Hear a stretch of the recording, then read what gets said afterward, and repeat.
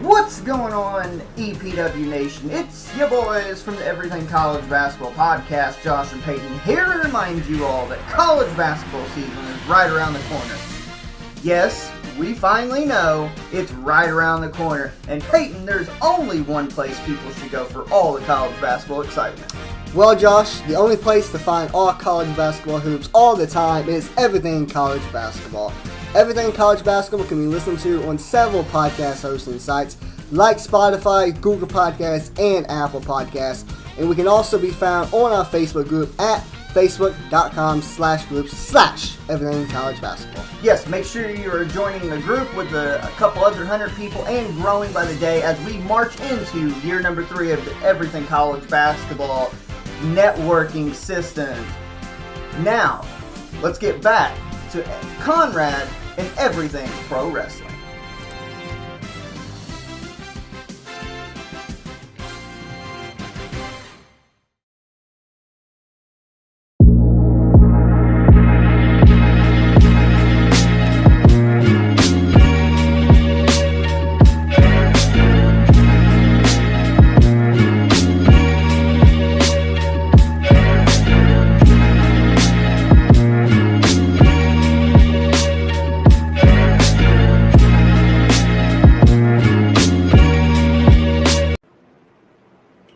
Once again, you already know what it is and you already know where you have reached. Just a few minutes late, but it's still a good day. We're in the building. Hubbard Wrestling Week is in the building. I am Sean Hubbard. Everything Pro Wrestling is in the building. He is Conrad Cushman. And we collectively are Clash of the By God podcast. Listen, man. Y'all know how I feel about WWE and their storyline writing. This bloodline thing is starting to get a little ridiculous. Charlotte Flair's jumping line, getting title shots. Wow, WWE, you're just on top of your game, right? This is why you guys are the leaders in sports entertainment. We'll talk a lot about this, but listen, before we get into it, man, listen. There's only one thing I got left to say. Conrad, you already know what it is. Drop that thing.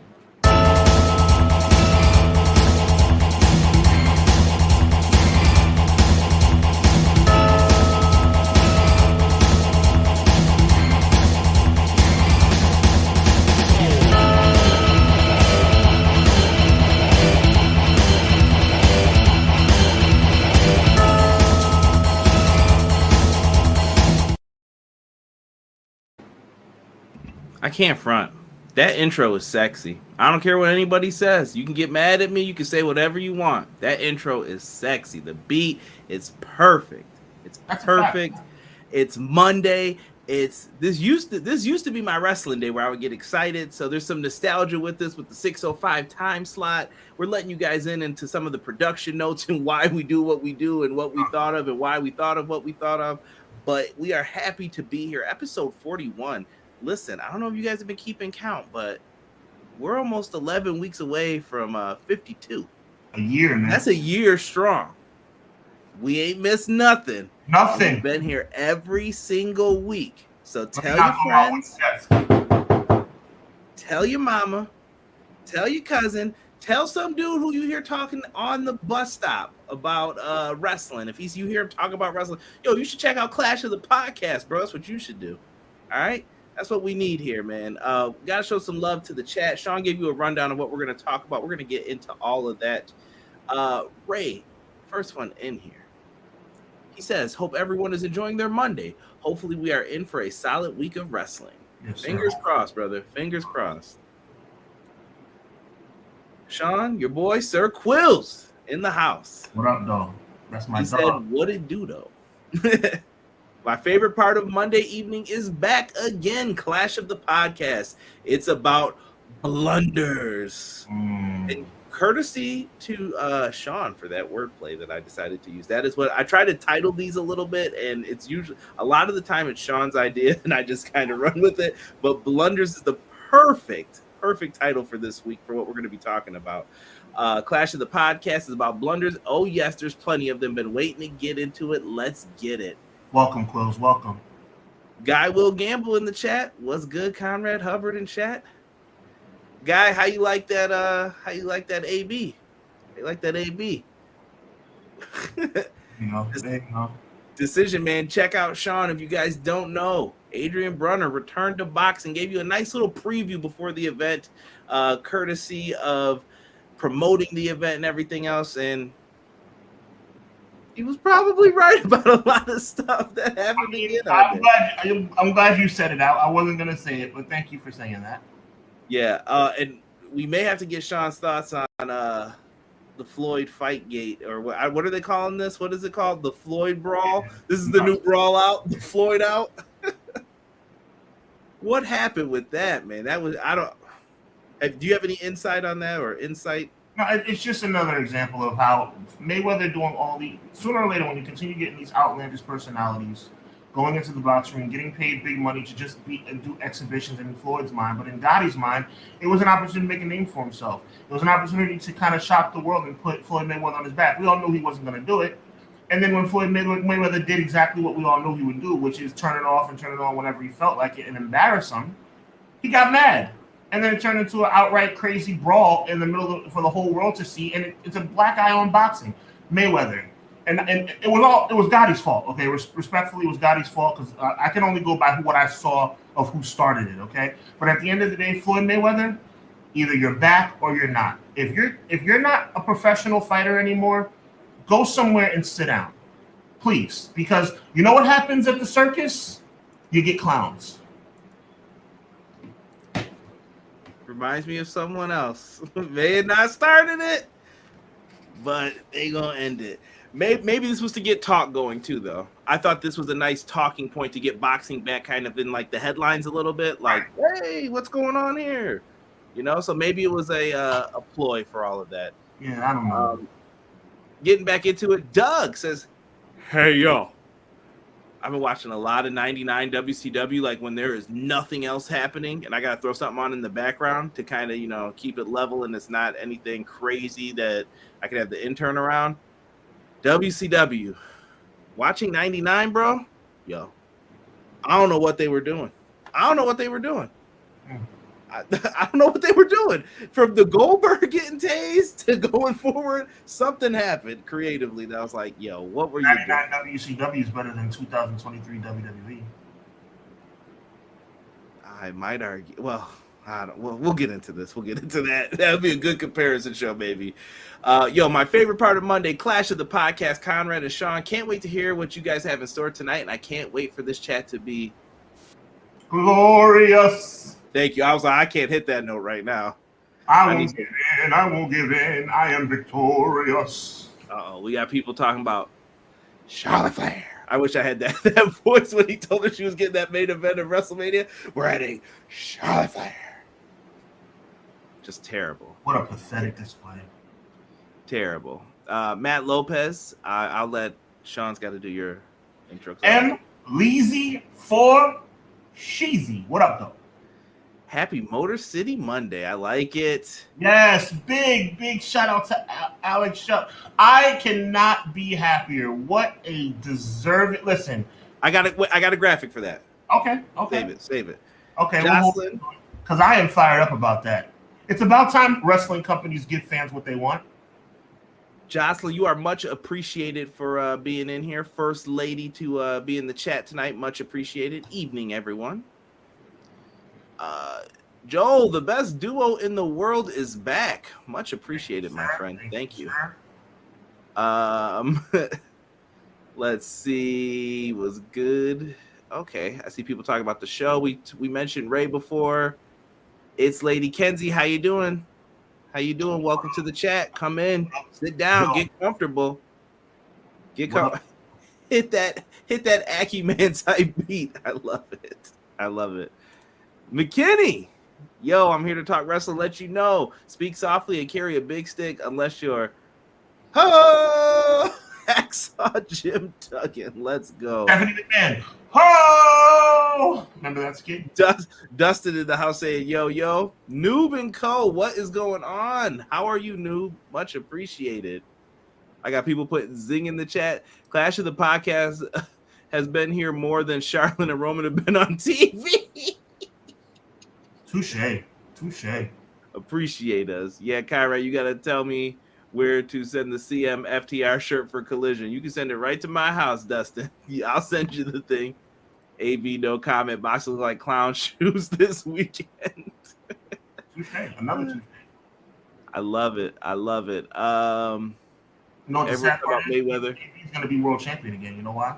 I'm going to say this real quick. Romero, this guy Rolly Romero, who got beat by Tank Davis, knocked out and embarrassed by Tank Davis, he came back 6 months later and won a vacant title.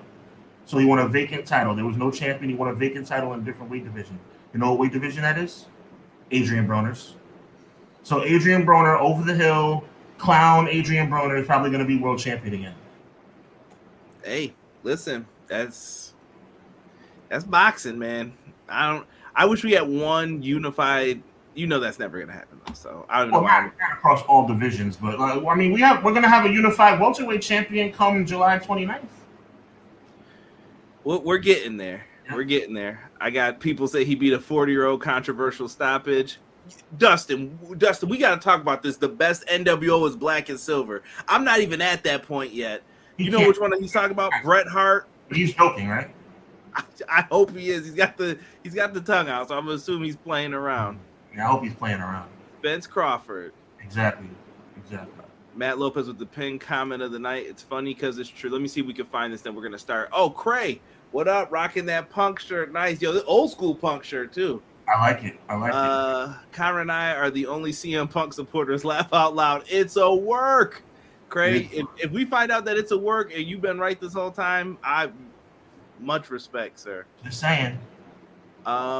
Where is Matt's comment here that somebody said was the best?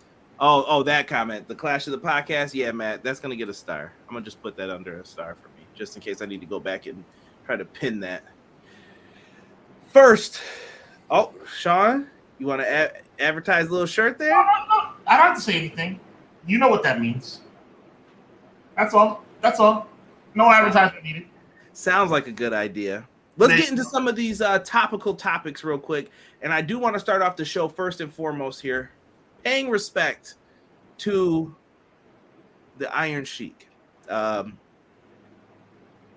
Iron Sheik is part of our childhood, especially if you are an old school wrestling fan like Sean and myself. I love doing the Iron Sheik's voice, making all the jokes. But the Iron Sheik his life story is truly remarkable if you don't know about it. I'll try to keep it short, but the Iron Sheik did not make, I know, didn't they always say he was like an Olympic wrestler and all that? He never really made the Olympic team, for those who didn't know. But his friend did, and his friend became a political enemy of those in charge, we'll just say, of the government of where he is from. And long story short, he ended up passing away, we'll say. But Sheik feels like there was more to it than that, and he ends up fleeing, leaving, coming to America. Now, Sheik's lived in America for a long time. That accent's on point forever. Yes, Bubba. Yes, Bubba. I'm here. And he lived a remarkable life. He got into pro wrestling. That's Vern Gagne. And he started wrestling. Down pat, man. Yeah. He moved on from territory to territory, and he ended up in the WWF. He was there. He worked for Vince McMahon Jr., and when they needed to take the belt off of Bob Backlund, back in the day, you just didn't go Backlund to Hogan. You couldn't do that. You had to transition with someone else. And he called up Iron Sheik. Sure, baby. I got you. Camel clutch, break Backlund back, make humble. They throw in the towel to protect Backlund. He's the champ. He goes against Hulkamania, brother. He takes the leg drop. Did you know Vern Gagne offered the Iron Sheik money to break Hulk Hogan's leg in that match? A lot of money. And he didn't do it. I respect you, Kennedy McMahon. I do not want to do this. That's what he told him. So, absolutely wild. I'm trying to run through all of his like big accomplishments in short. He went on afterwards. Was he tag team champ for a little bit too, Sean? He was. Him and Nikolai Volkov were world tag team champions. He went on to become a tag team champion as well after that. Iron Sheik. One of the most important matches in history. He won that tag belt. He won those tag belts at WrestleMania 1. Yes, from the U.S. Express. That's right. Shout out to Barry Windham, man. I've been watching his work lately too. Very underrated wrestler. But back to the Sheik, though. So Sheik goes through all of this. He goes through some tough times. I think the next big thing for him was that Hacksaw Jim Duggan controversy, where they were caught with kayfabe and some paraphernalia. Yeah, some paraphernalia, we'll just say, as nice guys here. Got caught with it. They got pulled over in a car. Good guys and bad guys weren't supposed to be hanging out back then. What's going on, Bubba? No. Sheik, it was Sheik stuff. Hacksaw got caught. Hacksaw's push went. It was done. Over. Nothing else ever really happened with Hacksaw Jim Duggan in the WWF after that. For his career. Well, he did all right in WCW, but Well, when I say his career, WWE career, I mean, he was the king for a short amount of time, but that was a transition as well. Yeah, he ended up being cooked from that. So he was done, couldn't do too much. Iron Sheik ended up getting into a lot of trouble with other things, we'll just say, more paraphernalia. He goes away for a while. He comes back. You know, he does all the old wrestler things. They go to all these territories. He comes back as a manager for the Sultan. Big Rikishi, if you didn't know. Real quick, main event at SummerSlam 91. Oh, yes. He was Colonel Mustafa as well with Sergeant Slaughter. Why they did that? I got nothing, brother. I got nothing. You just couldn't call him the Iron Sheik, I guess, but everybody knew back then. So fast forward, he's managing the Sultan with, was it Bob Backlund in him? What's Bob Backlund? Oh my goodness! When the older you get, the harder it is to remember this stuff. So they were doing it. Sheik was going through a rough time though, still with that stuff. And apparently they told him like he had failed the drug test. They were like, "Sheik, your test came up positive." Vince tells him that. He's like, "Oh, positive. That's good. I'm so elated. I'm happy." He's like, "No, that means you failed." And he didn't understand that. Vince had to send him home. But Sheik would still make sporadic appearances. I do know that his daughter ended up with a guy. This guy's a real piece of work. I don't want to say bad words on here because I probably would in this situation. And it's the thing that anyone who ever has had a daughter, a niece, anyone that they've ever cared about, they fear it because they go out on a date or they end up with someone and then, you can't be there 24/7. But when something goes wrong, it can go wrong really bad. And that's apparently what happened. She was murdered. And sadly, this guy went to prison for it. He has passed away since then, but Sheik fell on hard times. He was appearing on Howard Stern. That's when you saw like a lot of the shoot interviews about Hulk Hogan and Brian Blair. And he would do all those things. And people get a kick out of it, but at the same time, it was sad to watch this man. Yeah. So the Iron Sheik's career, man, I'm going to pass it to Sean to summarize it. And I don't want to end it on a sour note. I mean, the Iron Sheik won a WrestleMania Battle Royal because he couldn't go over the top rope. By the time he'll get there, it'll be WrestleMania 38 with Heenan saying that. I wish he could have came out for WrestleMania 38. Even if it was just a wave to the people or something. He made it, yeah. I mean, for me, the Sheik should always be respected and appreciated for being one of the catalysts of Hulkamania. I mean, let's call it what it is. You know what I'm saying? Like, without the Iron Sheik, that transition doesn't happen. You can't always have somebody that's perfect to transition, like you said accurately, Conrad. You cannot go from face to face as it related to championships back then. So you needed a heel, but you needed a credible heel. We're talking about beating Bob Backlund. We're talking about Bob Backlund. Bob Backlund was Hulk Hogan before Hulk Hogan, just with a little less charisma. So, at the end of the day, you needed somebody to come out there and shock the world, and that's exactly what he did. He only held the title for a little while, but he ended up, and he was a very, very strong competitor. Like you said, not necessarily an Olympian per se, but definitely had that Olympic capability as it related to his athleticism and his Greco-Roman expertise in the ring, which he turned into the, catch-as-catch-can style.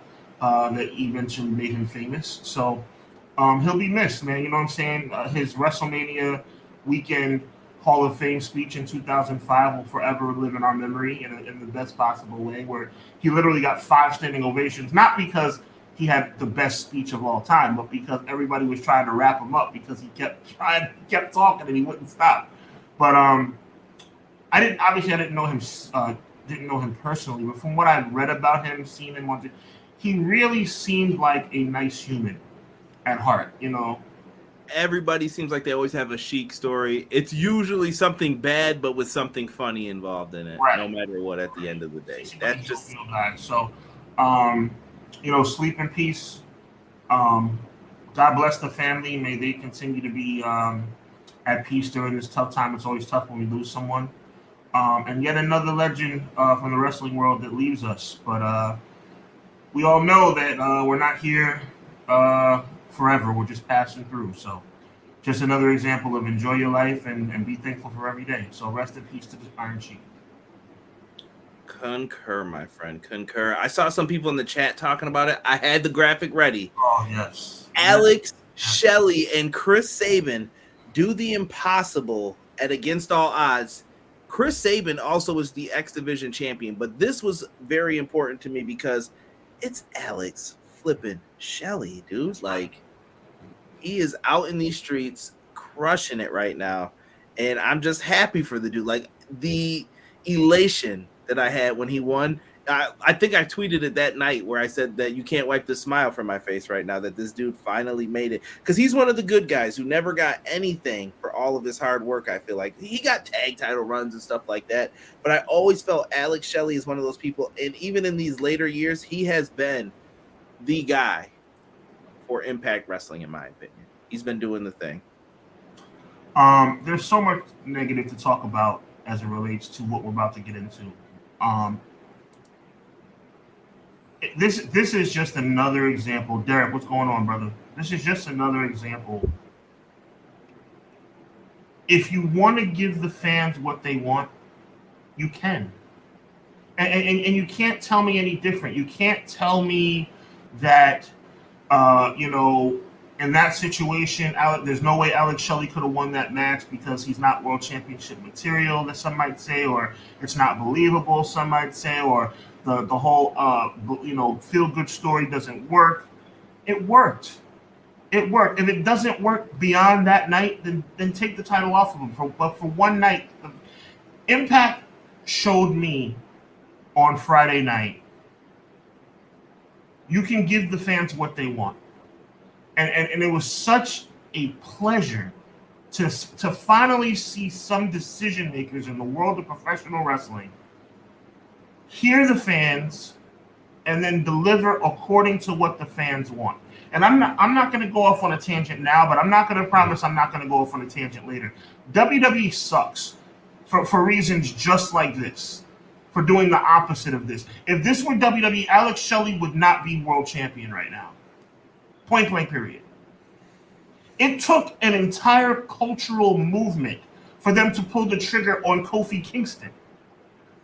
If Kofi Mania didn't explode the way it did to the point where fans were going to revolt against the company, Kofi Mania wouldn't have never happened. Kofi Mania wouldn't have been a Kofi Mania, because Kofi Kingston's run towards the world title, which would have ended up unsuccessful, would have ended at Elimination Chamber. Don't get me started. So it's about time that a wrestling promotion did something for the fans. Congratulations, Alex Shelley. Earned, deserved, and respected. That's all I could say about Alex Shelley's win. I don't think it's going to be a long, fruitful title win if you're asking for my prediction. It probably won't. Because he's got Nick Aldis staring him down next month at Slammiversary already. But where's Macklin fitting into all of this? He's been talking to Bully Ray a lot. What's going to happen? There's a lot of things at play right now with this. So absolutely crazy. Quills is excited. I think he is. He's yelling in there in all caps. McKinney says, I can't believe they took the belt off Macklin so quickly, though. It's cool, though. They gave the fans a pop, but Macklin beat PCO in a bloody match. Give him a run of at least 2 offs before dropping it. Opponents, I think that's supposed to be. Yeah. I mean, Macklin, I think Macklin wanted to do the honor to him, because Alex Shelley and Chris Sabin are 2 guys that should be in the WWE or AEW. Why they're not, I don't know if that's their choice or what the decision is or the reason behind it.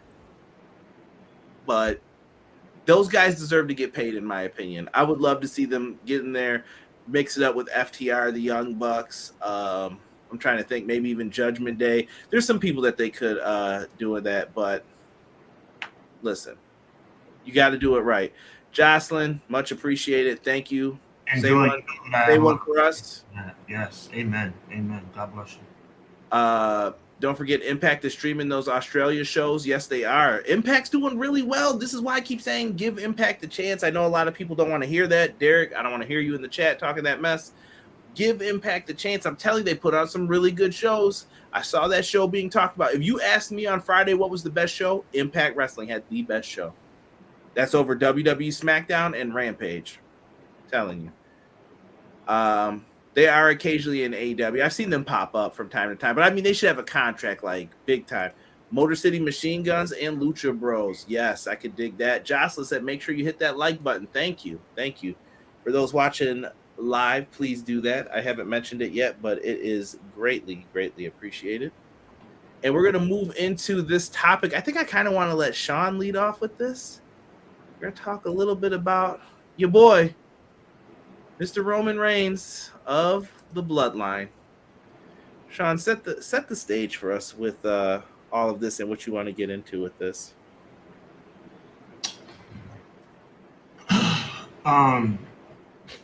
That sounded so sad. Because listen, we're gonna look like the crazy ones in here. You know that, right? You know that, right? They just did 3 million. What are you guys talking about?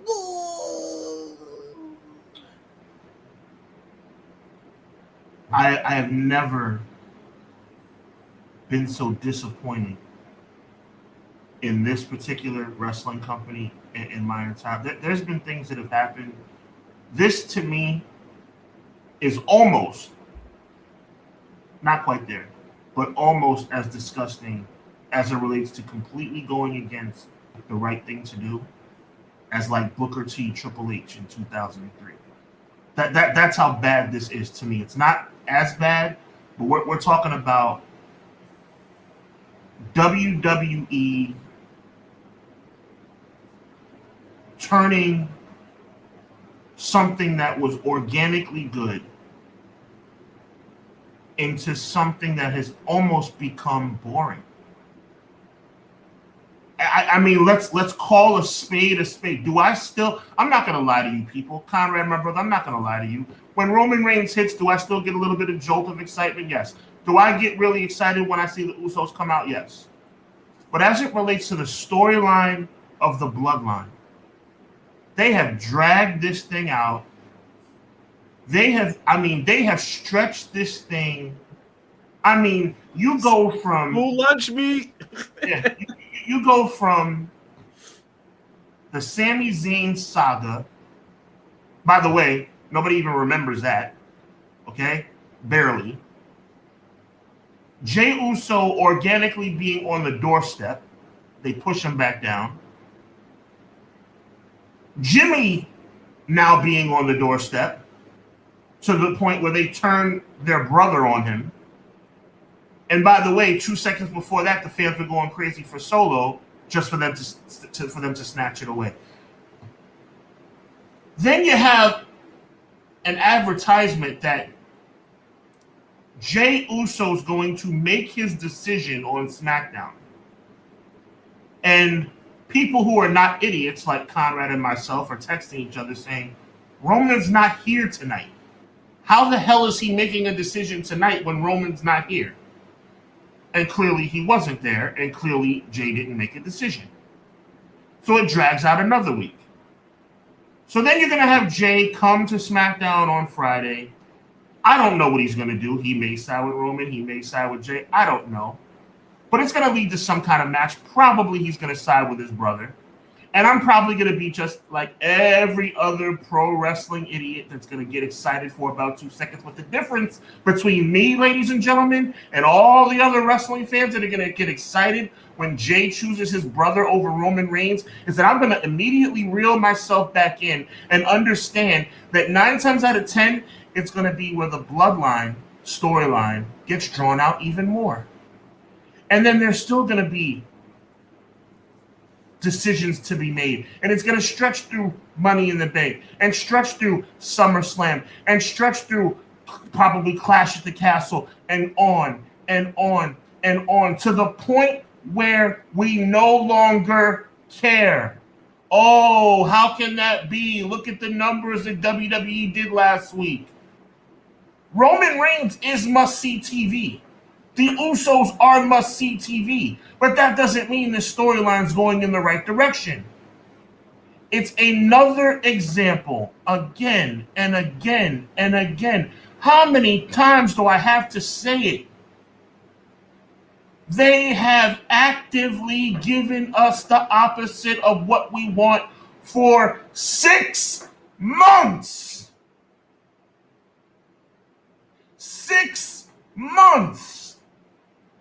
They have deliberately made less when we begged them to go right. I no longer, full transparency, I no longer watch Raw or SmackDown. I don't. I do more research afterwards for our show because I have an obligation and respect for my tag team partner and for you guys.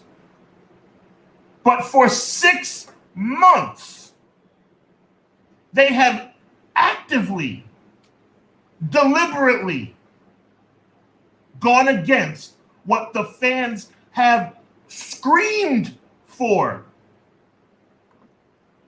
So my question is much deeper, ladies and gentlemen, than just a storyline question. We all know the storyline's starting to become crap. But my question is, how can we continue to support somebody that doesn't give a crap about what we want? This is not John Cena holding on to the title for 1,000 million days. This is not the reign of terror from Triple H, which was real bad in 2003. It was real bad. Nope, I'm not saying it wasn't bad. Don't set me off. That's one of my things. It was real bad. But what this is an overdrawn slap in the face to the fans who have invested, get this, y'all, 2 years of our lifetime in wrestling. 2 years. I'm not going to say that I came up with this myself. I'm going to give credit to Conrad. The Mega Power storyline wasn't 2 years. That lasted about 14 months. We have been invested in this for 2 years. And as I wrap it up, Conrad, I'm going to say this. It should have led to either Jimmy, in my opinion, or Jay being triumphant and becoming the new tribal chief and becoming the world champion.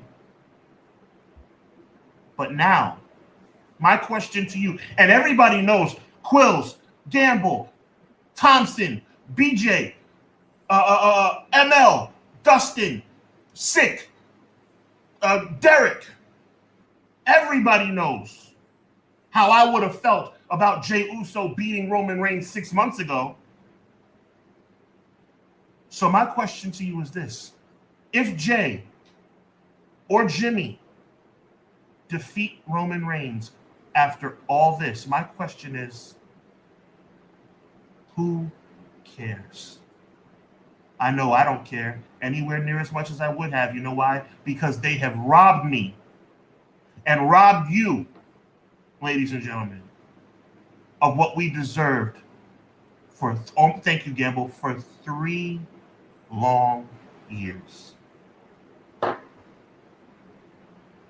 I'm going to leave it at that, and I'll just say one more thing, Conrad, and I'm certainly not looking for a pat on the back because I've been wrong about wrestling far more than I've been right. But I have been screaming from the mountaintops for them to pull the trigger on Jay for 6 months. Chat, you know I'm not wrong. You know I'm not wrong. I've been wrong about a whole lot. But for 6 months, I've been saying, give them what they want. Give us Jey Uso. And now, I guess I will go on for 1 more minute, Conrad, then I promise I'll finish it up. And by the way, ladies and gentlemen, what the hell has Jey Uso turned into? That's another thing. All of a sudden, Jey Uso, who was on the brink of being the next tribal chief in January and February, now he's been diminished to nothing more than a peacemaker? Jey Uso's a peacemaker. If I'm wrong, Conrad, chat, tell me I'm wrong. You're not wrong, but I think that we're going to get some WWE things with this. So the way I see it, bro, this has been going on for a long time. I think, who just said it? Noob said it. I'm going through the comments. We don't care about the Bloodline storyline. It's going to be over dramatic. They have milked this thing for as far as it can go, for small things. And you know what's the crazy part? I keep telling people this. Casual fans who don't watch this stuff every week are into this. They're like, oh, there it is. There it is. And if I hear one more person talk about them Fox ratings, everybody gets Fox. Exactly. Grandpa in Nebraska with the rabbit ears on the TV, in the cornfield watching TV, in them old WWF advertisements, guess what? He gets Fox. He can watch this on there. Yes, sir. More opportunities to reach people. That's how you get it. All right. That's why there are usually news stations and all those who you can get the bunny ears and get all the stuff with. Needless to say, they've been doing this for a long time, and people are in here saying that it's crazy. And what up, BJ? Appreciate you. I have no idea why that notification didn't come through. Hashtag blame YouTube. When it comes to this storyline, I still think what Sean wants could get twisted and turned. Listen, there's two ways they can go with this right now. You're either doing Roman and Solo versus the Usos, and I'm guessing this will happen at Money in the Bank. The real problem is they have no one to challenge Roman for the titles that's believable to beat him. Mm-hmm. It's over. They have ran through everyone. Or you're going to do a four-way to maybe where you tease Solo sick of him, Jay sick of him, Jimmy sick of him. And this is the big fight. But I still believe no matter which way you go, no matter what happens, I've already told Sean, I've watched WWE long enough. This is all going to revolve into a big mound of nothing. Nothing is going to happen from this. Nada. Caught y'all looking at the circle. Nada. All right? You got nothing happening from this because they're all going to sign back up with Roman the next time he's in trouble. And it's like, Swerve, we got you. Ha, ha, ha, ha, ha. And remember who told you first that they wasted all of your time. Because what happens if the Usos leave this and Roman's still the champ? Nothing. We're Solo without this. Hopefully it works. Whatever they come up with next, they need this story to stay just as much as the next person. Solo's probably getting world-class teachings in what to do and what not to do in WWE. The Usos, one of the best tag teams that they've ever had. It's a fact. This is what they're going to end up doing with all of this. And I saw someone mention The Rock. That's over. Well, here's what people are saying, though, Sean. Did you see those tweets from this weekend? Yeah, XFL loses $60 million. I got you.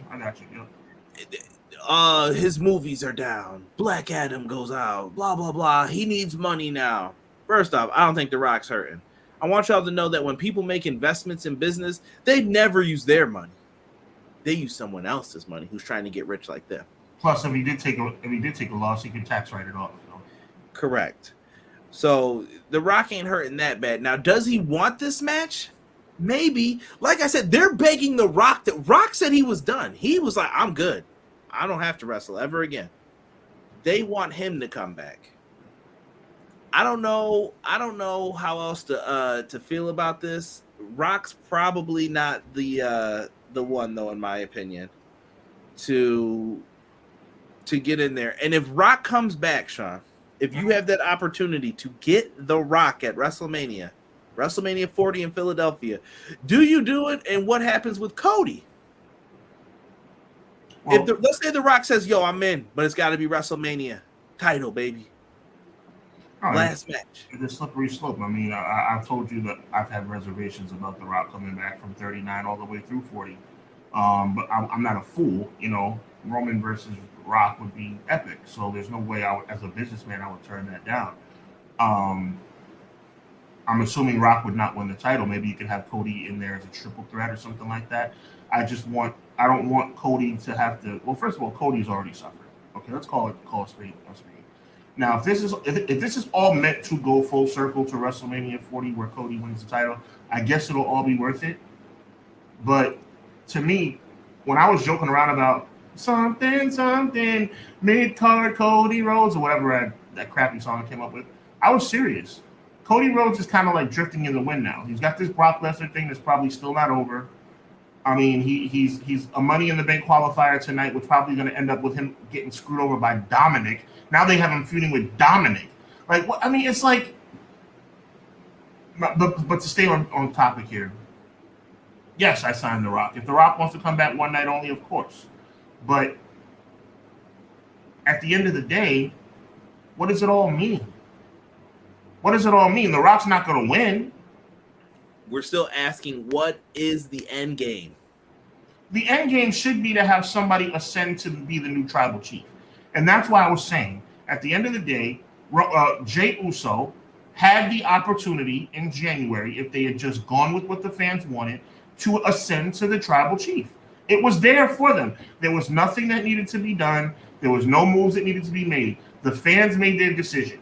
Okay? The fans made the decision at Royal Rumble. The fans made the decision at Elimination Chamber. The fans made the decision at Backlash. The only reason they didn't make the decision at WrestleMania, I guess they made the decision before WrestleMania when Jay hugged Sami Zayn and then turned on Sami Zayn. Right? And by the way, how many more of those are we going to get? Oh, I'm with you. No, I'm not with you. 2 seconds. How many more of those are we going to get? Jay did it to Sami. Now Solo does it to Jimmy. Like, how many of them? I mean, it's ridiculous. It's ridiculous. Like I said, I still think this is all going into a world of nothing. Hold on, let's go to the chat real quick. Guy Will Gamble made me laugh here. He said Tupac cares if nobody else cares. I'm keeping my head up.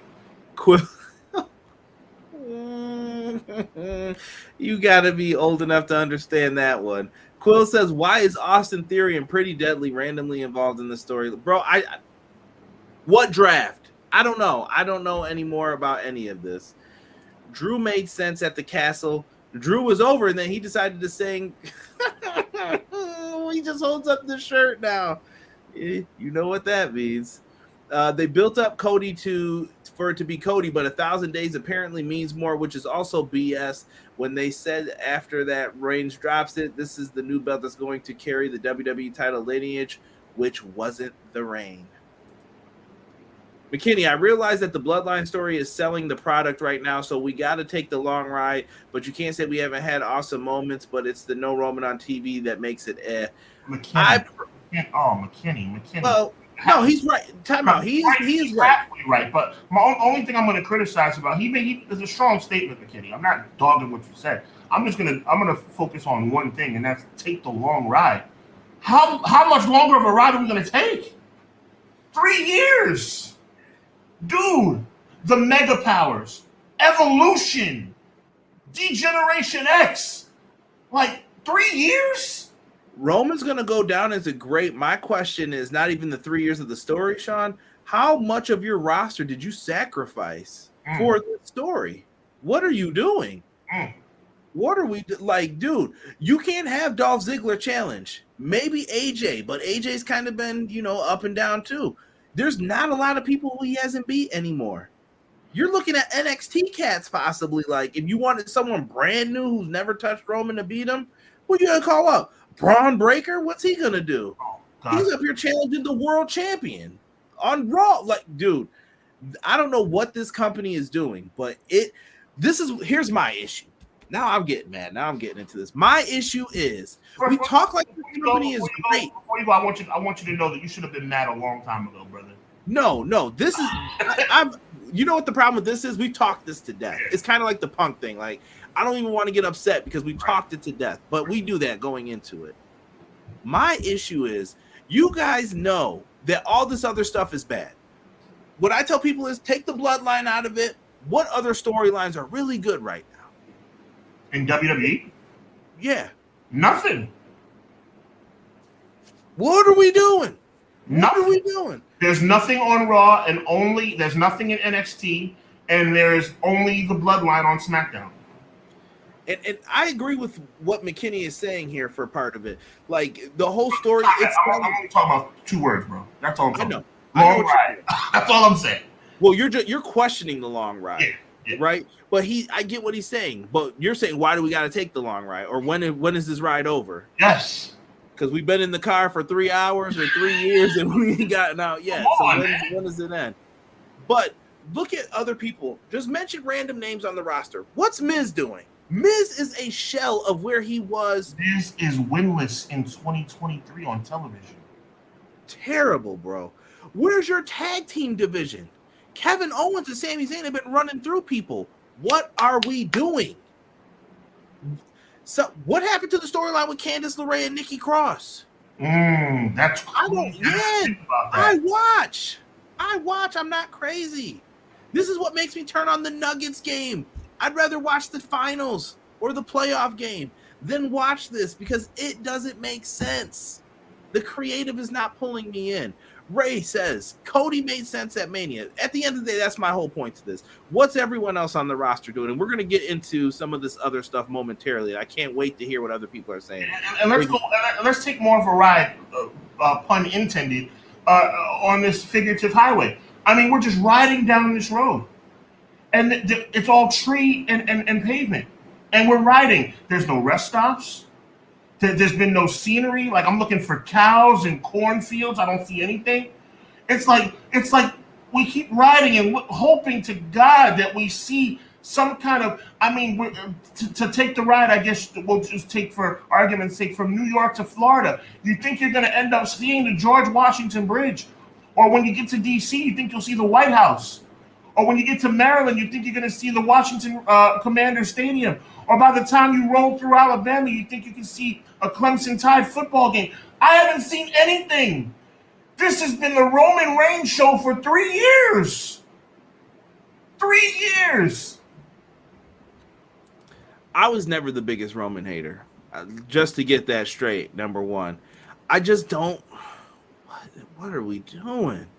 Well, I like I said, Sean, back in the day, we always could at least see the end game. In 96, yes. Like, you're like, okay, Sean's about to win the belt. Okay. Yes.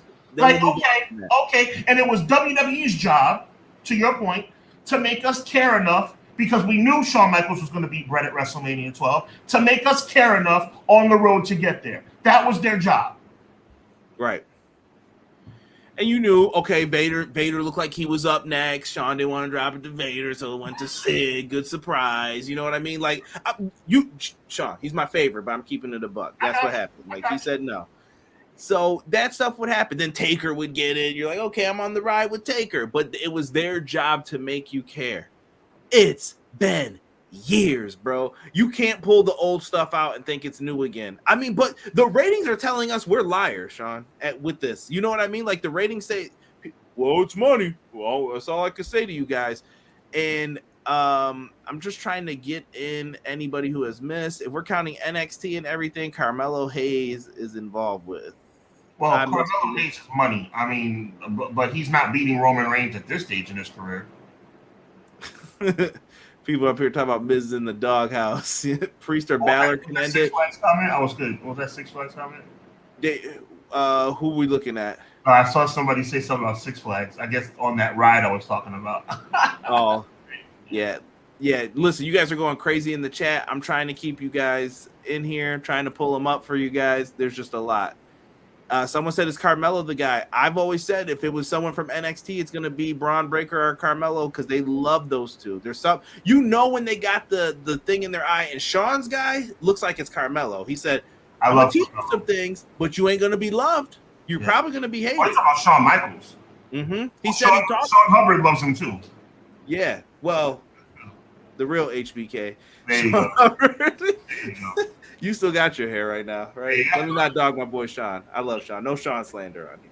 Yes. But Shawn Michaels said he taught him, like, I will make you a star, but you're not going to be liked, because I'm going to teach you how to protect yourself, because there's always people fighting. I'm sure Cody and Roman were both lobbying for them to win. This people think wrestling some fantasy land and it's all buddy and yay. Go back to the Jon Moxley CM Punk talk that we had on this podcast. That's what goes down. Moxley says, I don't got a contract. I'm winning this belt. You owe me. And CM Punk's like, that ain't got nothing to do with me. That's what you want to do? And lawyers are getting involved. That's what ends up happening with a lot of this. I don't know.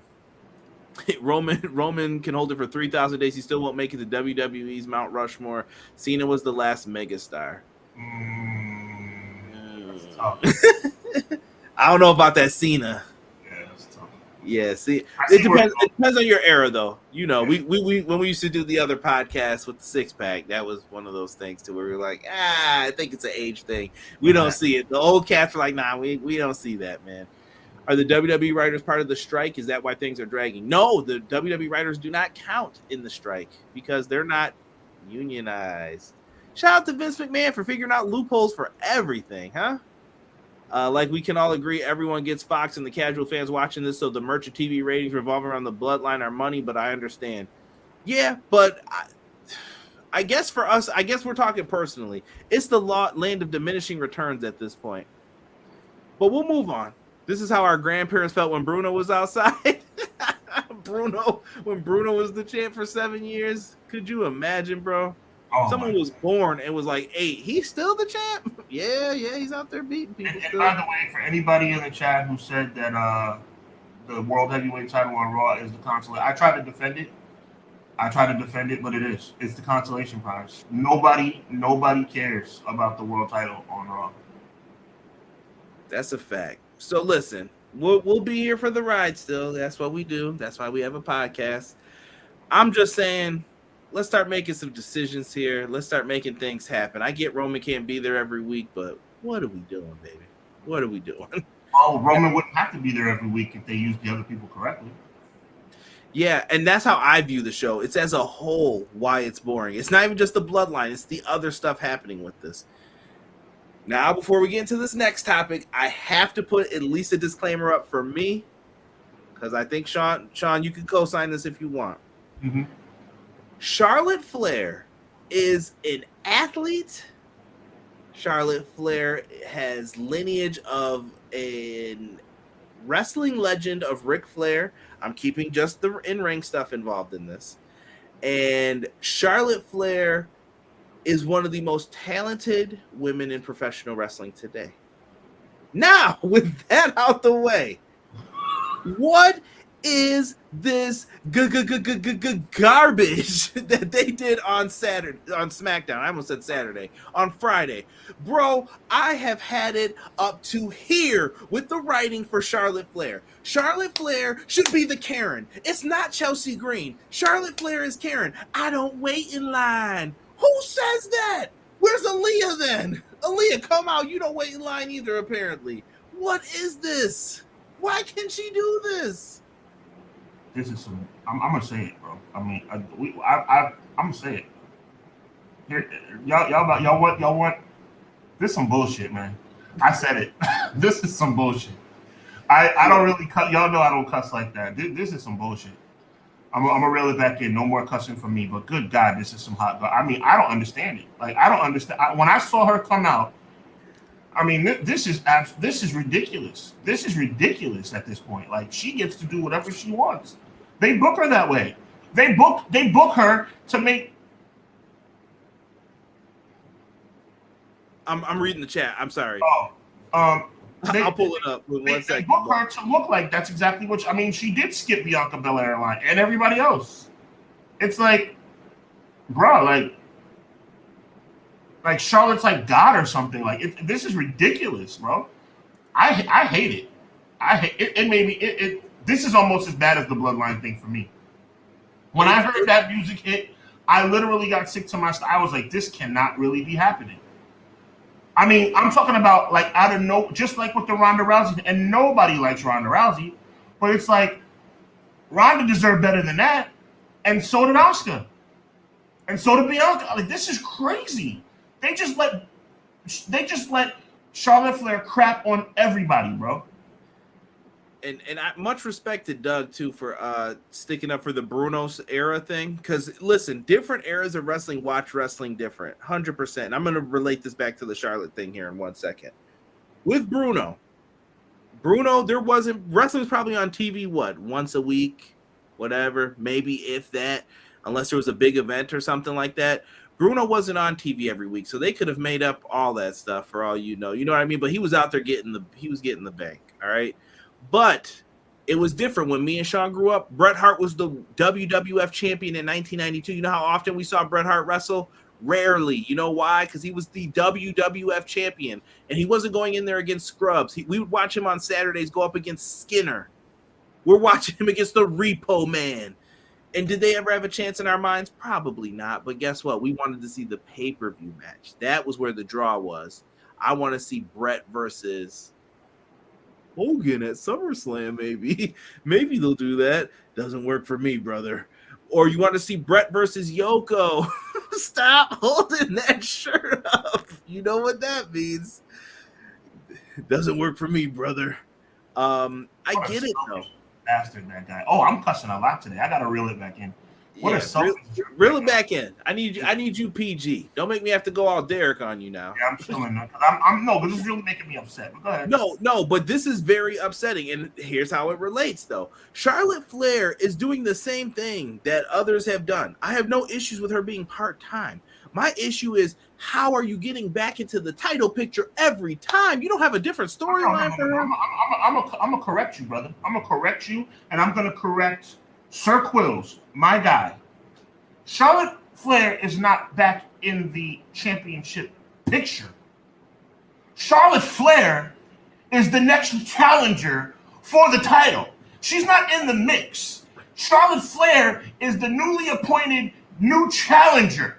She's there. She's standing at the threshold of being the 436-time champion. She's not just in the picture, bro. This is ridiculous. I just don't get it. And everyone remembering Charlotte cashing in that Charlotte in the bank. Y'all remember last time when I said she just came out, was like, I'm challenging for the title and won. I'm like, isn't that what Money in the Bank's for? Don't we have goofs fighting for this briefcase every week for qualifiers? And Charlotte just comes in and does it anyway. So what's the point of it? What is the point of you're diminishing the pay-per-view that you're trying to sell to me by doing this. To me, it just doesn't make sense. I'm sorry.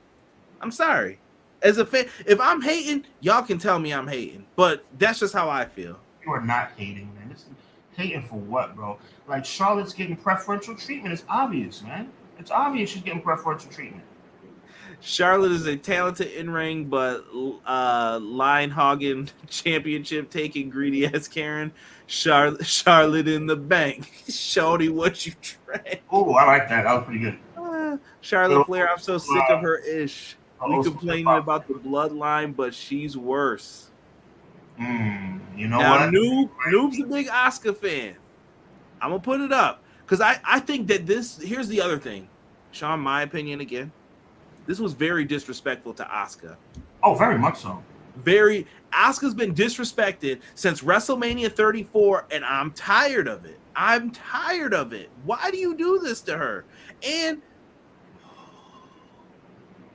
why is she back to being how she was before? She was so much cooler presented in the Royal Rumble. I was like, yo, I'm into this. This is cool. A fresh restart. I swear, if that man is running this from behind whatever screen he's behind, I swear, dude, this makes no sense. This has Vince written all over it. It's bad, man. Noob said, what was WWE thinking on Friday night? Charlotte Flair has gone from star champion, main eventer, to borderline Karen, to the entire IWC really hates Charlotte Flair. I got nothing else to say. Everyone's saying trash. Y'all talking about Vince booking, eh? What up, sick? Sean, I can tell by how you said it that that's not in your regular vocabulary. I don't cuss like that, bro. But when I get pissed off, I mean, I cuss, but I don't cuss like that. You know, I just on a serious note.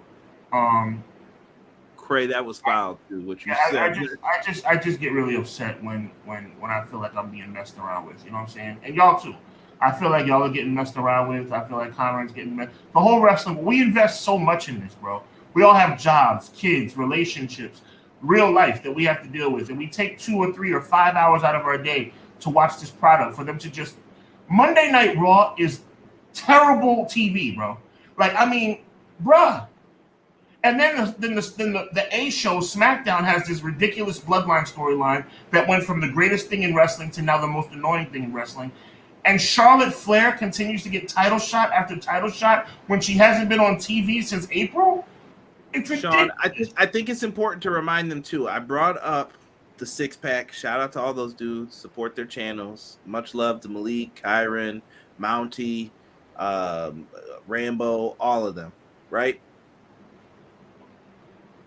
When we talked to them, I remember some of us had to explain like what they, because they would ask us about like the Attitude Era, like why is that the best? Why do you guys think that was so great?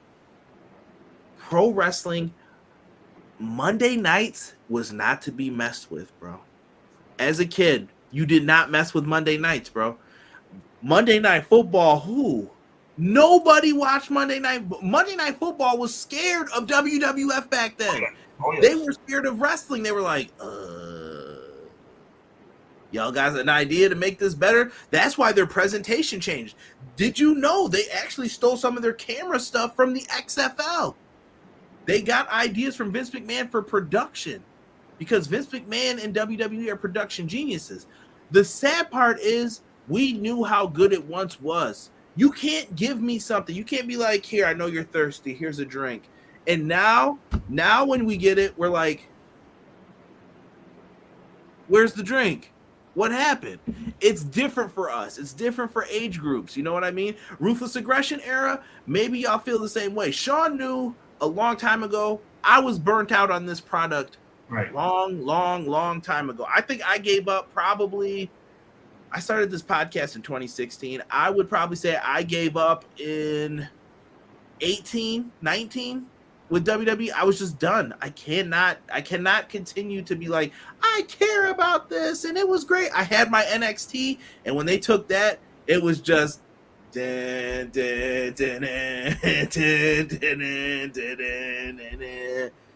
they have just let Charlotte and all this stuff just run amok, and we can't have it anymore, man. I'm done with it.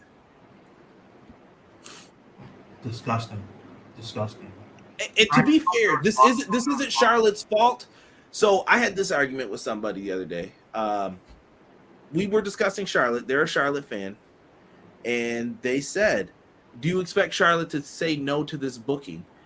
But I'm saying from a mindset of you have to be smart looking at this. Charlotte has to know, like, this is bad news for me. And they were like, well, she's not going to give up her spot and potentially lose it by letting someone else get in there. You're not going to lose your spot, though, if it's protected.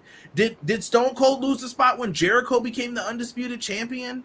No, they messed her. Jericho got Macho Man Randy Savage treatment. He was the world champion. He was always on at 10 o'clock. He wasn't in the main events. He was beating Rock and Austin, though. Because I know the business back then. And no, I'm sure if you asked Chris Jericho if he thought he was the man in 2002, he would say the answer was no. But they knew how to do business, and that's the problem. WWE just doesn't know. They're doing business because they're making them, and that's another thing. When you're making money hand over fist, there's no urgency to change, and that's where the fans have to come in. I'm telling you guys, I no longer watch the product live anymore. Period. I'm saying that. I'm walking it like I talk it. I no longer watch the product live anymore. I flip now more than I ever have flipped before. Back in the day, I would be like, just leave it on wrestling, bro. It's fine. I'll catch up on sports a different day of the week. You know, during the week, I try to catch up on sports or TV shows, whatever else that I like, you know. But with that, you can't say nothing. Derek, thank you, Doug, for correcting us. Gomez, you mean? Gomez McMahon. Keep Charlotte out of the title run. They better not have Asuka drop the title. Bro, I swear. Derek said he will flip if he sees that. I miss a big hub curse. Dang, what he say? Look at you. Gotta watch it live. Gotta be here live, pal. Gotta be here live. Remember when the ratings were at 9-point blanks? Yeah, now they're drawing 1-point blanks. Times have changed too, though, with TV. You know how many people I know who watch Monday Night Raw illegally and AEW Dynamite illegally? Because there's just sites that stream it and they're watching on there. How many people do you think are on Twitch streaming it and just watching through the eyes of someone else? Right. Don't be fooled by these ratings, guys. And that's something else we'll get into momentarily. Jericho was a transitional champion that started the Reign of Terror, sadly. Nah, I think the Reign of Terror was after that for me. Yeah, a little later. Send Charlotte to challenge Roman. Oh goodness, nah, she's losing too. Let's not lie. Let's not kid ourselves. She's taking that L. And listen, do I hate Charlotte? No, but at the same time, I just want them to book better. Can I leave it there? Can we close it on that? Yes, we can. Be better, WWE. Be better. Sean, I don't have a lot of graphics for this last one. I put up AEW, like their intro and everything else. You mentioned ticket sales. And this has kind of been a topic that I really want to get a lot from the chat with on this. And I love everybody telling me like their era of wrestling in the chat. Thank you guys for that, especially Ray. Ray really opened up and told us about that. And I'm sorry you were part of the Brady era as well with me. He said, is that how people get to watch AEW? Because I don't have cable, but would love to watch AEW streaming somewhere. Yes, that's how a lot of people will watch it. I grew up watching wrestling with my pop, straight WCW guy, so I missed the Attitude Era. Didn't start watching WWE until the Ruthless Aggression era. That's fair. Definitely worth a go back to checking out some of it. That's fair. If Asuka drops the title to Flair, it's going to rob us of a potential banger feud between Asuka and Io Sky, but then again, that would be a good booking idea. That's a fact. Buy the shirt. It's in the description. It's in the description. You'll feel better about yourself. Conrad, Sean, do you think Asuka wants to act like that, or they're telling her to act like that? They're telling her to. They're telling her to act like that. Yeah, because it's Asuka's not an idiot. Asuka knows how to do business. WWE. And they also had Io, and Asuka can speak very well. Like that's the other thing that's annoying. Well, you're teaching me something. What? Are you serious? I didn't know that. Yeah, Asuka used to be a video game designer. A lot of people don't know that either. Asuka and Io is the match I think that what they should be trying to go for. I have no idea why they're doing this. Asuka speaks English? Yeah. Well, I'm not ashamed to say that I didn't know that. That makes me even more angry. Why are they keeping her with what is going on here? Are you serious? Bro, oh my God, what is going on here? Why would you have her speaking Japanese when she speaks English? Did you see how they had Io Sky acting the other week with her in a program? Right. Just notice the similarities, folks. Are you freaking kidding me? It's stupid. Listen, I'm not in agreement with any of that. I think it's ridiculous, and I think you should. It's 2023. We could present people better. This and perfect transition. Watch this transition. Shout out to Chris Danger or Denkops. When you do that, look at how Tony Khan presents people. Tony Khan is a blessing in wrestling. I know we all can make fun of him and talk that mess about him. Tony Khan is really someone who deserves your eyeballs when you can give them to him. He's only 5 years into this. He's not Mr. 20-year experience. He did not work for his father for 5 to 10 years beforehand. Tony came in with, I don't know nothing. I don't know. I've never booked on an indie show. I've only done it like me and Sean. We're just talking about pro wrestling. Collision is coming up Saturday, June 17th. Punk's back. We know that. But we're here to talk about the ticket sales for AEW for, I'm guessing, house shows, dynamites, and everything you wanted to talk about with this? Yeah. Oscar speaks English. So we have to do better. And this goes out to anybody who's going to see an AEW show or thinking about going to see. We have to support them more. Ticket sales for AEW have been terrible. And I blame the wrestling fans, because the wrestling fans have been clamoring for AEW or something like AEW for the past 20 years. And that is no exaggeration. There's no hyperbole. We're talking about 2001 when WCW went out of business. WCW, with all due respect to New Japan, with all due respect to Impact Wrestling, with all due respect to any other wrestling promotion in the world, WCW was the last organization in pro wrestling that actually gave WWE a run for its money. And AEW has that ability, but AEW needs the support. Now, has AEW been dropping the ball a little bit here and there? Yes. Do they need to fix some problems behind closed doors? Yes. Do they have some backstage issues they need to clean up? Yes. But they need to come to the fans need to come out to be able to support the fans, because if they don't, if they don't, Conrad, we'll touch on that in a second because I can see your light bulb going off. That's not at you. I know. I got you. At the end of the day, you have to support these guys because if you don't, we're going to be back in the same spot.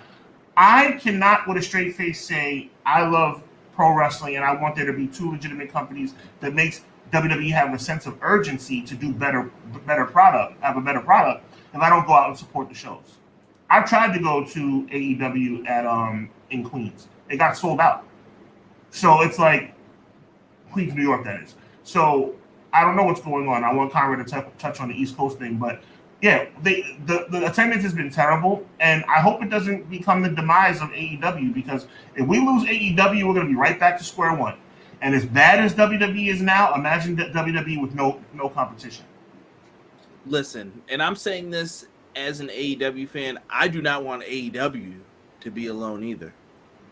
I don't want WWE to go out of business, but I want these companies to make each other better. Better, up your game. WWE's got you on production, you do better in production.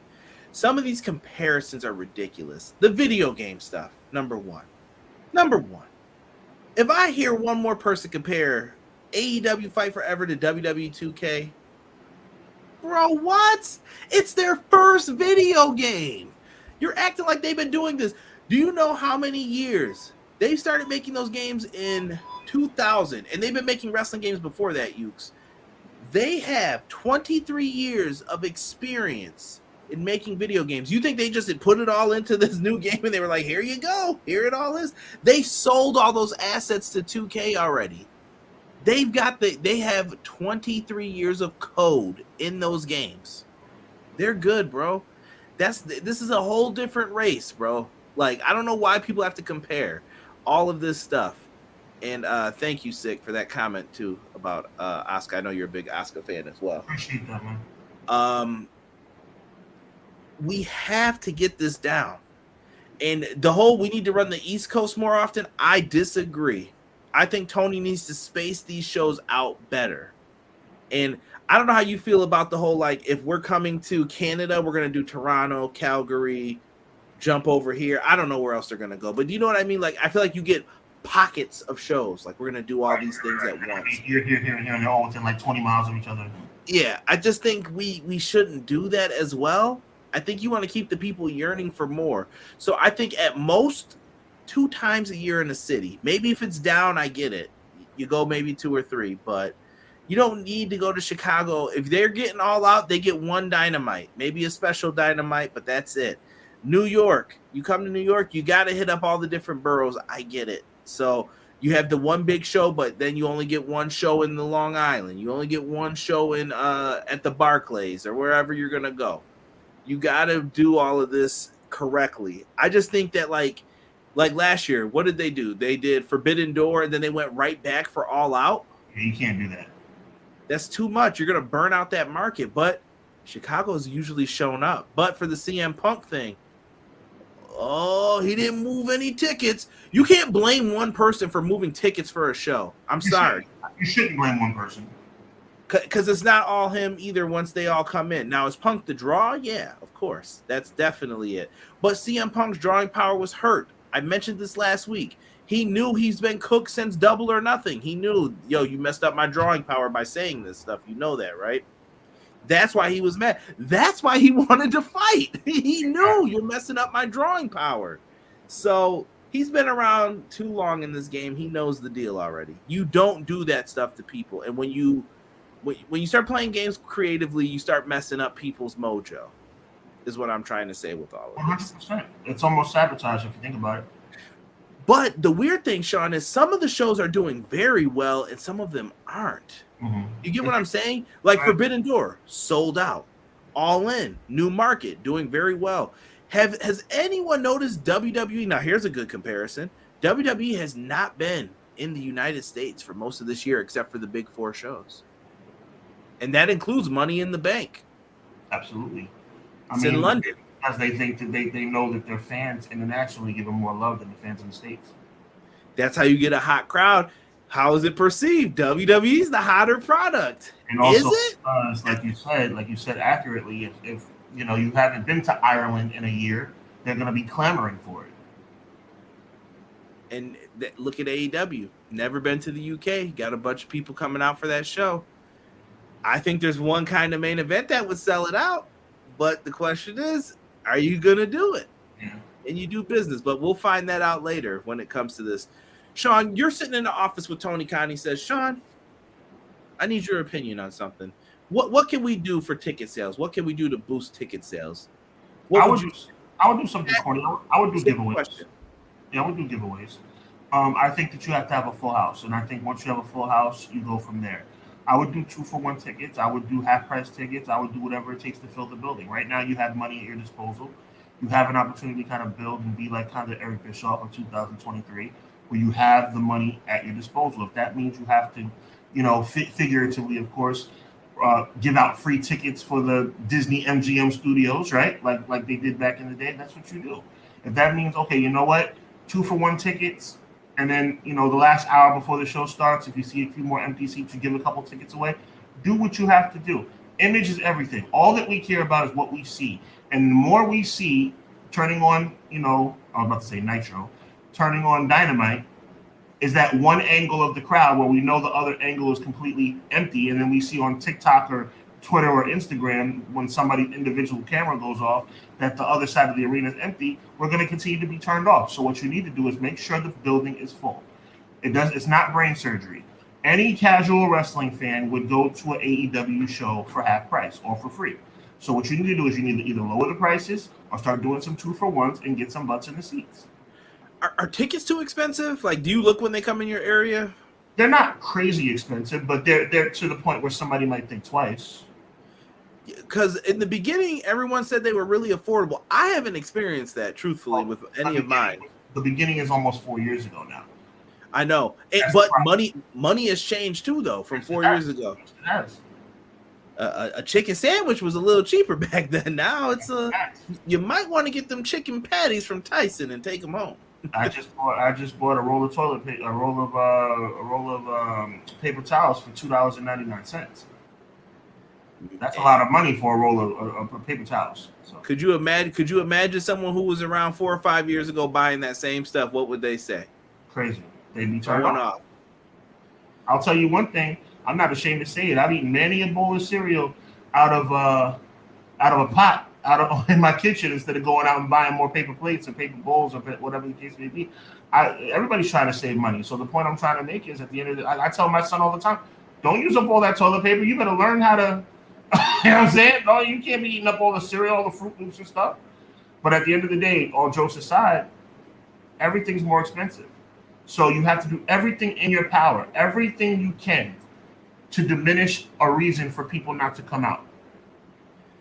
And I'm going to address McKitty's comment. Has anyone seen the third-party tickets for these shows? They're asking for a car payment, prices for the upper deck seats. They're bugging, bro. So I got my tickets. I'm sitting in the hundreds level, and people were like, how did you get that? I could have probably had better seats, truthfully, if the site was working properly, because they were the same whether I'm sitting in the front here or up at the top in the hundreds. It's the same pricing. So, or at least for the show. See, this is weird because the shows I go to, I don't think they've been horribly priced. I'm like, okay, that's fair. In comparison to like if I look for WWE, I'm kind of like, I don't know if I want to go. They're charging $100 to go to a live show, one of those live events where nobody's there. Yeah. They just had an event over at Westchester County Center, which is about 10 minutes from my house. Crazy. About a week and a half ago. Crazy pricing. Like $80. The place holds 2,000 people, and you're charging $80 a head? So, McKinney, specifically, remember how I said those front seats? I looked at them. I wanted those, but I couldn't get them. Well, it turns out someone else had them in their queue and had already bought them. I went to see. They're reselling them. They want $1,600 for that area. And I'm like, no one's paying that, bro. No one's paying that for these shows. And the third-party tickets, that's getting really bad. And the crazy part is no one holds accountable Ticketmaster for any of this. Any of it. They always do that stuff. So I got nothing. I got nothing on it. Sean, what do you do for Collision to boost some sales? Is there anything you can do? You've already announced the Punk match. It's definitely going to be... You certainly don't announce a 6-man tag. That was stupid. It should have been CM Punk challenging for a title. You could have even done CM Punk Speaks You could have done All Punk right. and Joe, like I said. Punk being in a match is fine. It should have been a title match. It should have been maybe Punk versus Orange Cassidy for the international belt. There's no a 6-man tag. Nobody wants to see CM Punk in a 6-man tag. And look at Six. Six said, I wouldn't know. AEW hasn't come to my area yet. Same. And by the way, did you see the agreements that WWE has with some of the arenas again? I know I've mentioned this type of stuff before, but you're not allowed to advertise 2 weeks before or 2 weeks after any other like wrestling programs that could be in your area. What is good with WWE being able to do this? How do you dictate the market like that? The complete monopoly, bro. It's really unfair. And no one knows, Rob. One roll, yeah. Yeah, man. Hard I'm not times. it wasn't from a traditional supermarket. It was from kind of like a local bodega, but at the same time, I remember like only a year ago that $2.50 or $2.99 was like $1.99. So everything's going up. Yeah, everything went up $1. Bro, I remember seeing a documentary on cheap people years ago. I remember this guy used to use and rewashed his toilet paper. They can't raise the price for no reason. Just saying, that's nasty. Yeah, it's terrible. Yeah, WWE's not playing fair. It's been like that for decades. Remember what they did to Starrcade back in the 80s, bro. I'll use that example all the time. Tony Khan got really mad at All Out, too. Like, when the whole Punk thing was happening, he was tight, like what was going on that week, too. Like, for some reason, now they're jocking his shows, but Tony's got to be able to switch this. So we talk about Double or Nothing, Sean. That Vegas show, right? We just recently covered it. And, dog, you can't go to Vegas every year on Memorial Day weekend and think people are going to want to fly out to continue doing this. Because the moment the card is subpar, now you got to deliver something big time and make people regret that they're not there. And that's the other way you have to take your pay-per-views. When someone doesn't show up, I'm going to make you regret that you didn't come to this show. That's how you have to be. Yeah, okay, you're going to wish you were here. You know how many shows that I have like that in my like Rolodex where I'm like, man, I wish I was there for that. I could have been there. Oh, man. When I was a kid, man, I wish my dad would have took me to WrestleMania 17. I'd have gave anything to be in that crowd. I hear that. They made you miss those shows and want those shows. I don't know what they're going to do for this Collision show. You got Punk and FTR. I don't know if that's going to be enough to sell it. I don't know what the long-term plans are for the show. I'm very fearful of what's going to happen on this show. This is going up against a lot of competition. Sean mentioned it before. You got boxing. Say again. Terrible night. You're going up against UFC. It's competition filled, and you're going to be getting bumped when the other Turner sports are on: basketball, baseball, championship games, and stuff like that. I don't know how smart this is. Wow, that hairline, CM Punk, nice. Oh, he always shaves it off. No, I'm saying that hairline's going backwards rapidly. Oh yeah, but you know what that usually means too when he shaves the head. Yeah, it's true. Heel turn. Watch yourself. I really hope they do a set like this too, for the record. I don't know why. I just want to see it now. I like how they just kept that. I don't have a problem with the old WCW markups. That doesn't bother me.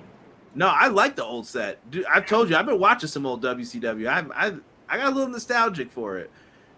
It's just watching some of the main stuff that's bad. But this is your main event matchup. CM Punk and the AEW World Tag Team Champs FTR versus the Ring of Honor Television Champion Samoa Joe versus Jay White and Juice Robinson. By the way, why has Samoa Joe not been given one of them silver titles yet? Yeah, for real. Like, what's the holdup? I don't know. Maybe they're trying to lead into retirement of that. That was funny. And I still say, if you can, Punk beats Joe. I stand behind that. For a long time. From the Ring of Honor days. Let it happen. Hold on here, people. It should have been CM Punk cutting a promo to start the show, because people might be interested in what he's talking about. But then again, you got the NDAs. I don't know. Get that cheap toilet paper that cuts your butt. Come on now. Getting extra wipes out the toilet paper is wild. That's like the homie who was reusing Listerine. That's gross too. For real? Oh my god, that's disgusting. I was on the floor at AEW here in Grand Rapids for $80, but $1,600 is ridiculous. Yeah, but that pay-per-view. Listen, in Canada, the money isn't. You have to see what the conversion rate is too, because it's a little cheaper in US. That makes it a little cheaper, yeah. Yeah. Master needs to do something because the third party is making it. Yeah, they're not. Ticketmaster ain't doing nothing. Tony Khan, and I'm serious. I have more money than Jim Crockett ever had. I'm not going to take this. He did say that. CM Punk going with that Kobe low cut. I'm not going to SummerSlam due to third party tickets. It was $350 for the last row in the nosebleed. Wow. That's crazy. CM Punk's hairline is fading. That's pretty good. Conrad, why are you not laughing? I don't see what's so funny about this. Oh my goodness! Y'all have fun with them Road Warriors when they're starting to book their stuff, because I can't wait to see what they're gonna do. Wow, I'm dropping my microphone because of that one. Wow. Yeah. Funny, dude. They're doing a trios match too. Touche. Do the match. Do the match. Don't be a coward. It's over. You lost a fight. Get up, dust yourself off. Go have the match. I predict Punk loses to Joe thanks to Penta. That would be great. That'd be an interesting swing. I know it's funny, Big Hub. CJ ain't gonna show it though. You know how he feels about Punk. Cut it out. For real. NXT sucks. NXT does suck. Jeez. Listen, it's all about supporting Tony Khan. What we said earlier. Tony Khan. Sean mentioned it.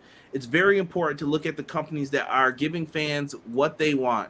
Oh, God. And sometimes what the fans want is right in front of you.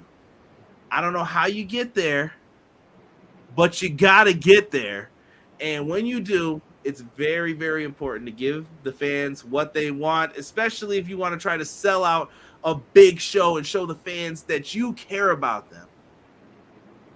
This is shameful, Conrad. You have crossed over to the dark side. What are you talking about?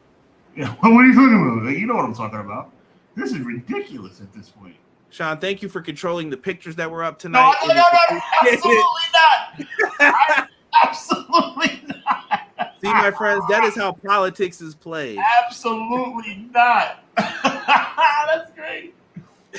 Someone said no NXT slandering. Nah, it's getting slandered. It's getting slandered. NXT is a booty. Tiffany Stratton, though, next big thing. She's got potential. Give the fans what they want. Punk versus Jarrett. Cut it out. Pro Wrestling Shoot. What's good? We are just wrapping. What up, Pro Wrestling Shoot?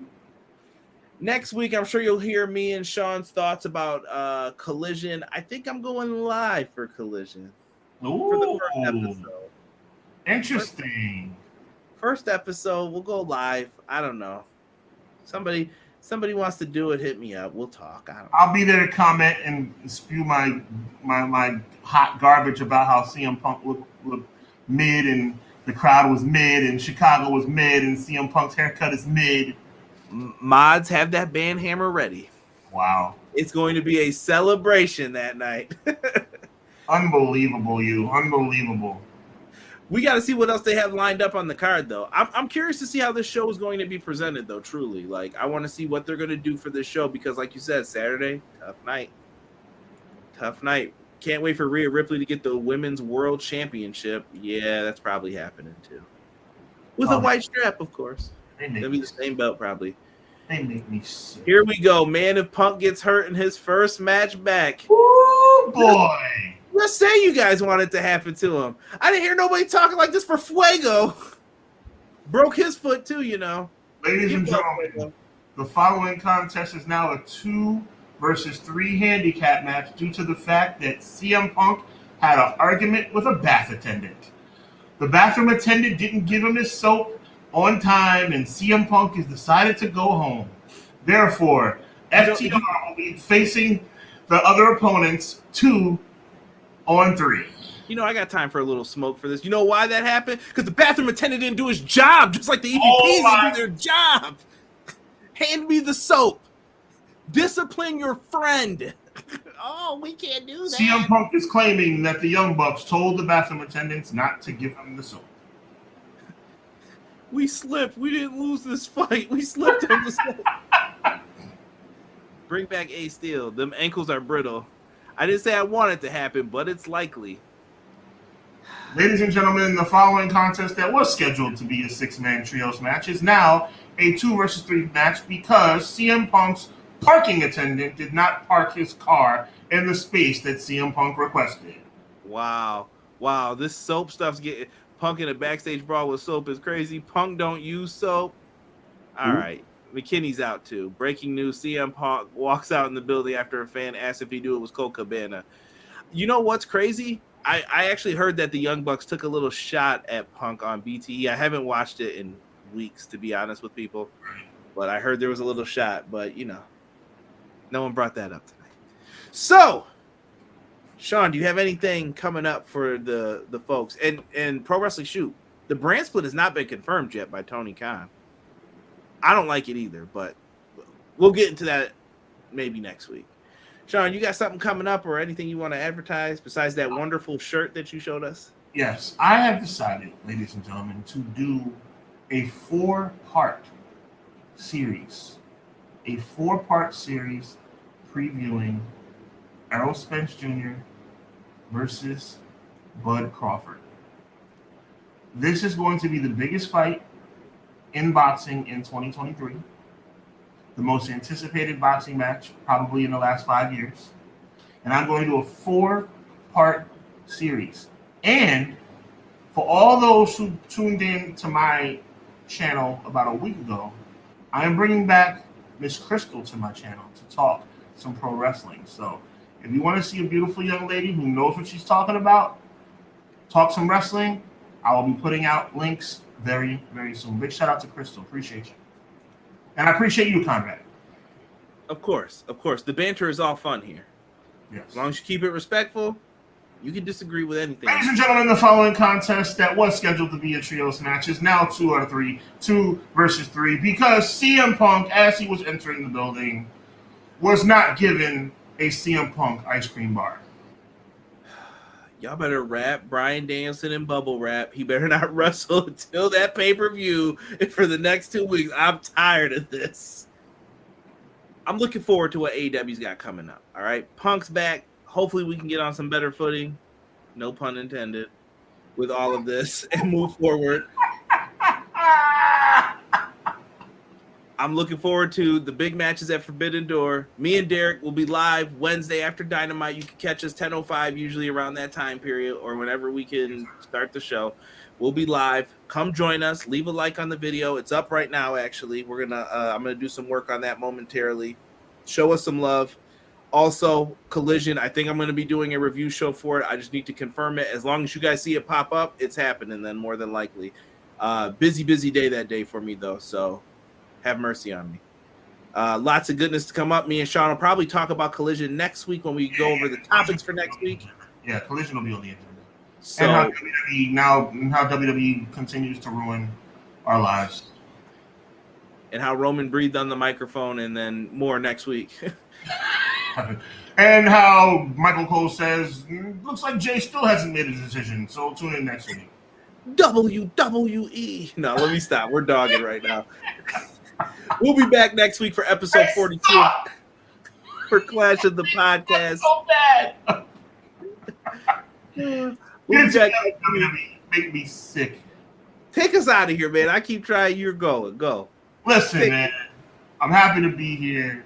There's only one thing in my life that makes me unhappy, and that's World Wrestling Entertainment.